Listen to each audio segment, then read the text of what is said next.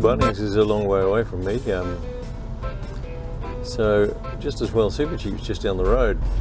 I feel pretty smug about driving a Troopy actually, because I've just got to Super Cheap here and the car park's full, but in a Troopy you can just go wherever the hell you like. So I've just pulled into this paddock alongside and I can pile out here.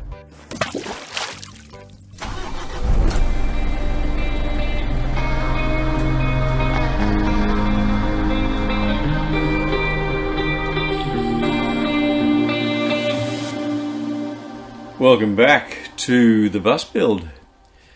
I got the second video up the other day, and thanks so much to those of you who been following along.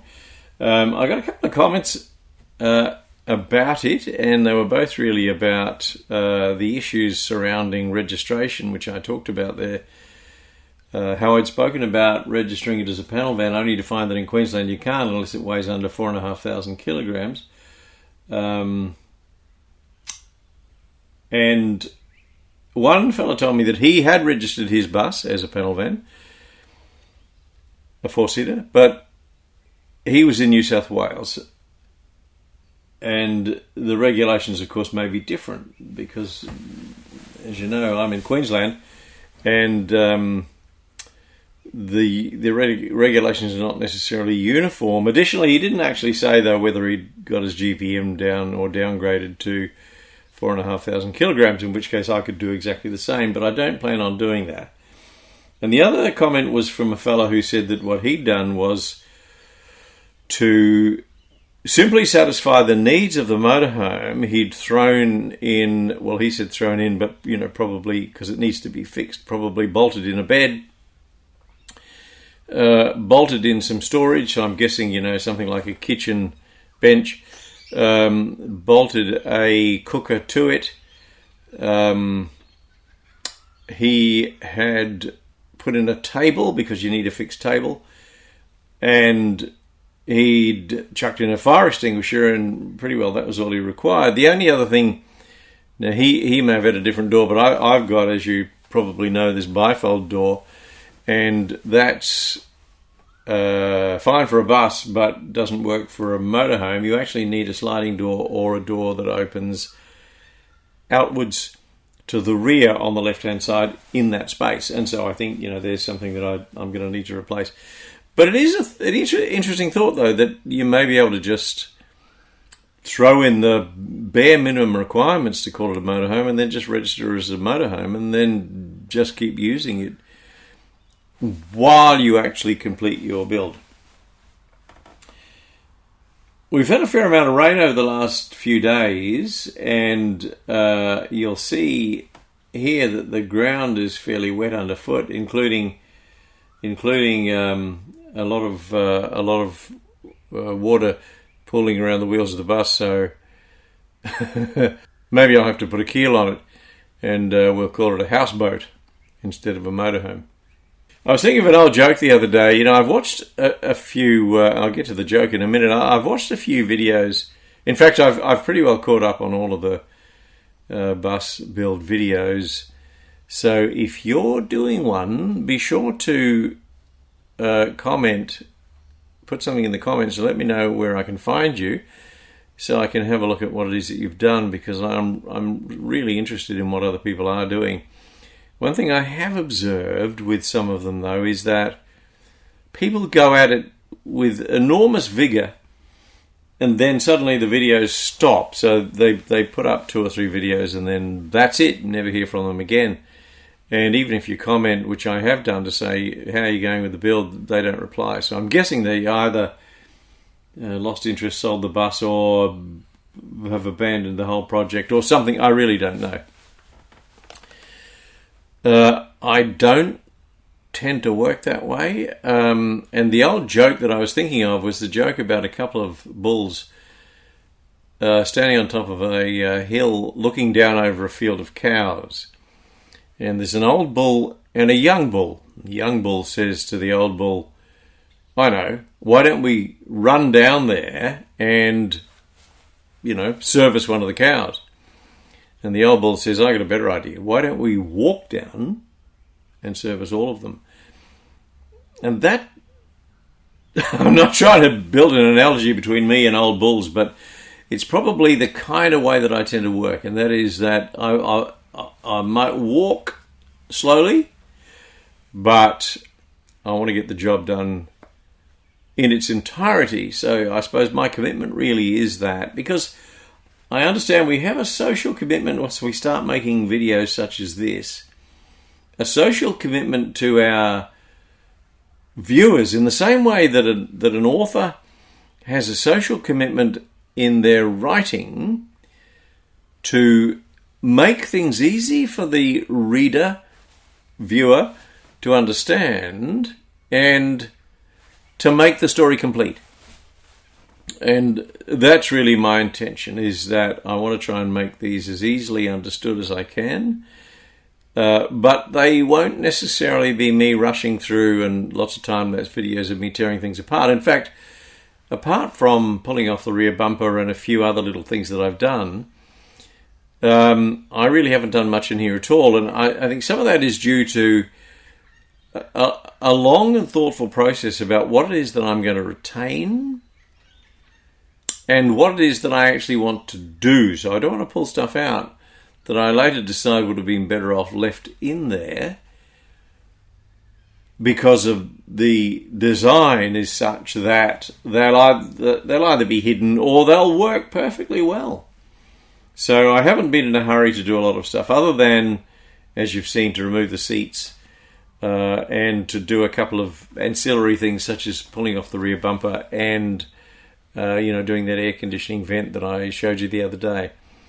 Now, with regard to the rear bumper, I've done a bit of work on that, so let's take a look at where we are with that. But what we're going to try and do today is, with those panel beating tools that I got the other day, is see if we can knock this back into shape again.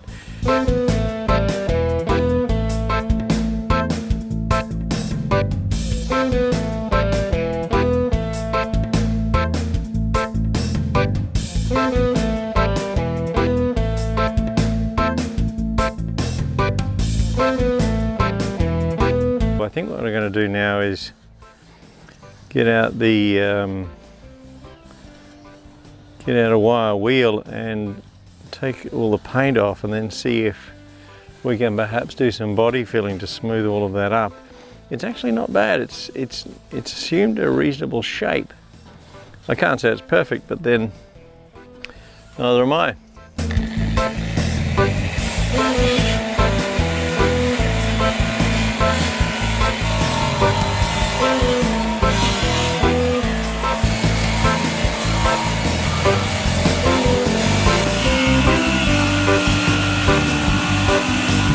Still a lot of small dents. You can see them when you get it in the sun like that. At least I hope you can. But I think we can fix a lot of that up. A few more light taps and some body filler. I reckon we can make it look just about as good as new. Yeah, at least going to give it a try.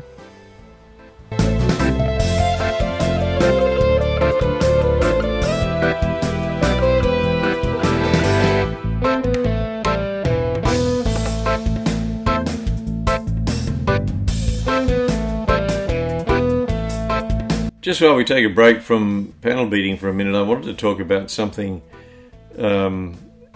particularly for those who are new to a bus conversion, and that is that you may not have a lot of tools. Now, you don't actually need a lot of tools either. I showed you with the removing the seats. All I needed was a 14mm socket and an impact driver. But on the subject of impact drivers, the point that I wanted to make was that I use AEG power tools. That's these. You could use whatever the hell you like, whether it's Milwaukee or Makita, Bosch, Ryobi, Zito, or even the oldie brands. But whatever that you choose to use, my advice is to use all the same. And the reason being then that when you use things like that, then your batteries will be compatible with all of the tools that you've got. Your charger will be compatible with all of your batteries. And I think that that's probably pretty good advice for anyone maybe just starting out and just starting to buy things. You don't need a lot, but make sure that your tools are to a large degree compatible with each other. Now what we're going to do is have a look at the metal inside here if we can get to it. And naturally we're going to have to take off that light, and that comes out from inside. It's in behind this panel here. You can see that in this. Yeah, there we go. Held on by those little clips. Now, to get those out, you can either pull them out or push them in. If you pop them in, you should then be able to hook the clip out with one of these hook tools. Assuming all goes well, let's see if we can. It's a bit hard to do this one-handed. There we go. And that just pops right out. Now once you've taken all the clips out, and there's, I don't know, half a dozen or whatever there is, it's just a matter of pulling this cover off, and it's as easy as that. And what do you know?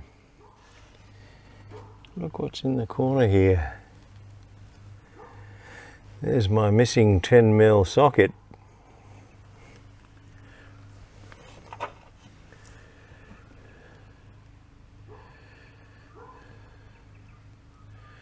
Damn. That's not it after all. And the light comes out, it's this bottom one here, the light comes out just by removing these 3 nuts, and they are 10mm. Once you loosen those, take them right out, or actually what you got to do is take out the bulb, and that just twists out like so, and then loosen these. But I wouldn't recommend taking all 3 off at first. What I'd do is probably take off 2, and then this is probably not going to be possible with holding this camera. Hold on to the light bulb from the light casing from outside while you release the last one, just in case the whole lot drops out. Once you've done that, it's as easy as just reaching around and popping it out.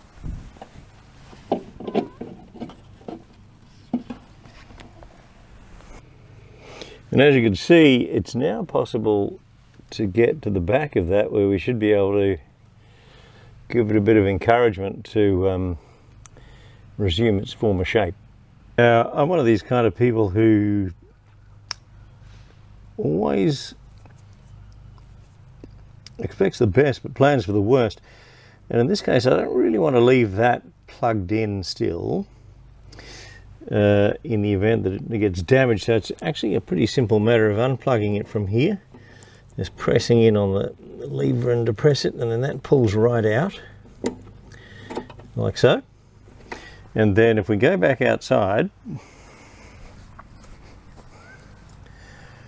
you can see that all we've got to do is just squeeze this clip here, and then that plug will come out.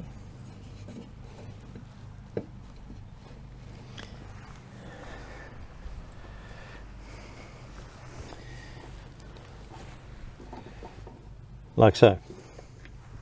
Put that aside, and that way we'll be sure not to smash it.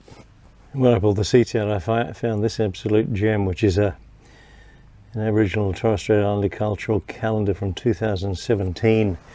It's been sitting underneath the seats there for 5 years, so I think it deserves to stay. And I think what we'll do for now is we'll tuck it up in here and kind of leave it there as a, or somewhere, as a kind of a cultural reminder, and also an opportunity for someone in the future to find it and perhaps puzzle over its origins.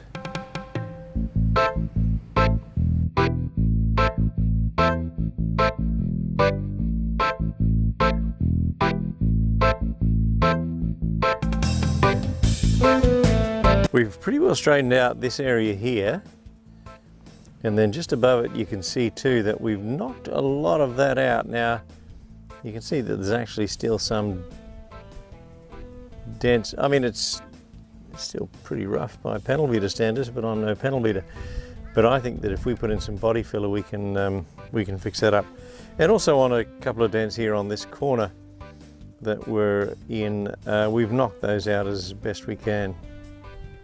One thing I have noticed when you are doing panel beating, if you've watched a few videos on YouTube of panel beaters, you'll see that it all looks pretty damned easy, but they're often working on cars with metal which seems as thin as aluminium foil, whereas the bus seems to be made out of cast iron, and it takes a fair amount of bashing.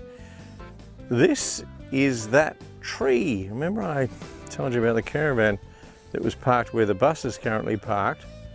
This is the tree, and you can see in fact that it really just snapped off at the base in very, very strong winds. So there's a cautionary tale there is be careful where you park your caravan or your bus. Thanks for your company. Be sure to hit the like and subscribe button, and thanks very much for watching.